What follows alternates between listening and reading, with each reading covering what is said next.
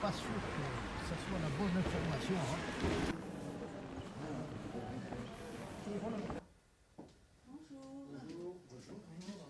C'est une conférence de presse qui est destinée à travailler, enfin, qui est destinée, pardon, à notre déplacement au Rojava notamment, que nous avons prévu donc en début d'année prochaine. Malheureusement, la situation s'est aggravée et Erdogan, profitant quand même de ce qui se passe aussi au niveau de l'Ukraine et donc des regards qui sont plutôt braqués sur l'Ukraine que sur ce qui se passe en Turquie, bombarde donc les infrastructures, bombarde écoles, hôpitaux, mais aussi ce qui montre que nous sommes vraiment toutes et tous concernés.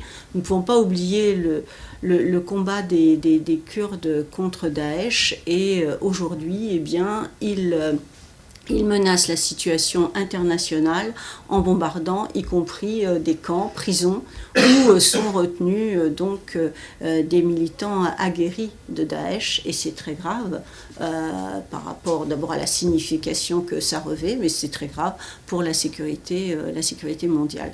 Laurence a résumé la volonté que nous avons tous de nous déplacer, de nous rendre sur le terrain pour se rendre compte et de la situation et aller surtout à la rencontre de ces femmes de Rojava, de ce qu'on a mis en place sur, je crois, être un exemple de démocratie participative dont toute la région a besoin.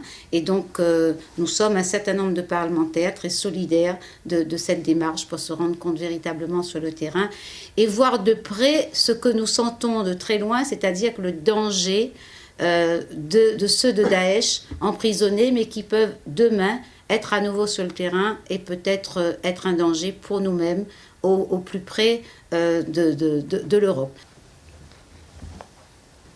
Bonjour, oui, nous sommes à un moment de l'histoire où il y aurait une facilité, une tentation que l'on sent bien, qui est d'abandonner les Kurdes. Ce ne serait pas d'ailleurs la seule fois dans l'histoire. Et là, en l'occurrence, particulièrement les Kurdes du nord-est syrien, du Rojava, cédant aux divers chantages du président turc qui utilise la situation actuelle vis-à-vis d'ailleurs de l'ensemble des pays concernés, que ce soit les Américains, les Européens, les Français ou les Russes même. Ce serait une faute morale vis-à-vis de nos amis et de nos alliés kurdes, alliés absolument indispensables dans la lutte contre le djihadisme, qui l'ont été et qui le restent et dont nous aurons encore besoin à l'avenir. Et on l'a vu aussi dans le nord-est syrien, d'avoir laissé l'armée turque, ses supplétifs islamistes, prendre Afrin, procéder ensuite au nettoyage ethnique. La Turquie a décidé de franchir un pas supplémentaire. Nous le redoutions. C'est pour cela qu'il y a quelques mois, nous avions ensemble, 102 parlementaires, signé une tribune pour alerter contre cette situation. Malheureusement, Erdogan est en train de passer outre et de passer aux actes, donc les bombardements sur le nord-est syrien.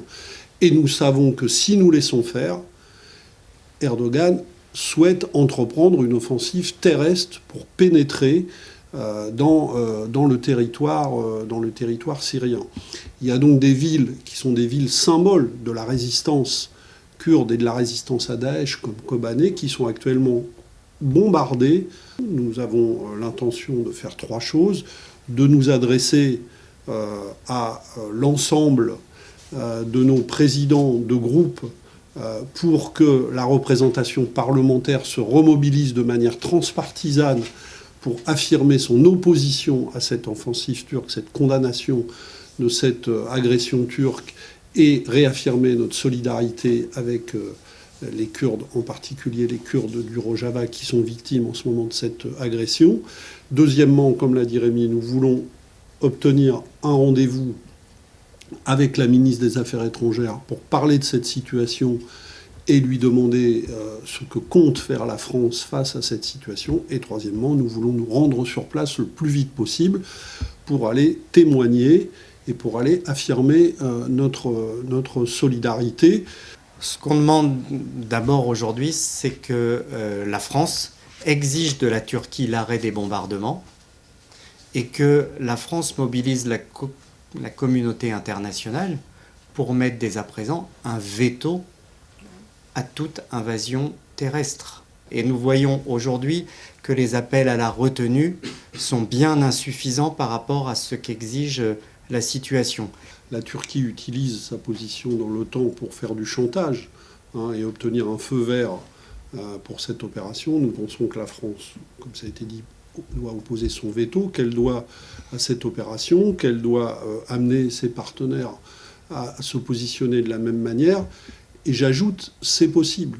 C'est aussi dans des périodes extrêmement difficiles, dans une région qui est très tourmentée, ce sont des expériences démocratiques très fortes qui sont réalisées et qui doivent aussi nous faire réfléchir dans nos pays démocratiques, parce que ce qui s'est passé en termes d'expérience sur le respect de chacun dans un vivre ensemble vraiment réel, quelle que soit l'origine, etc., que ce soit au niveau de l'égalité entre les femmes et les hommes, ce sont des exemples pour tout progressiste, tout démocrate. Donc ce qui est visé aussi, c'est non seulement de prendre des territoires, de prendre des régions, d'asservir en fait les Kurdes, mais c'est aussi mettre à mal cette volonté démocratique. Est-ce que vous avez déjà obtenu une réponse ou pas encore ? Oui, j'ai adressé hier, effectivement... C'est hier, c'est pas facile d'avoir une réponse.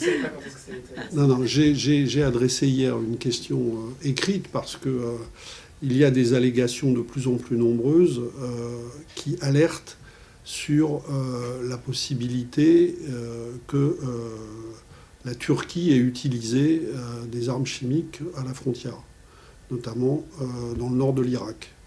Et il y a des demandes d'enquête internationale qui se font jour sur cette question.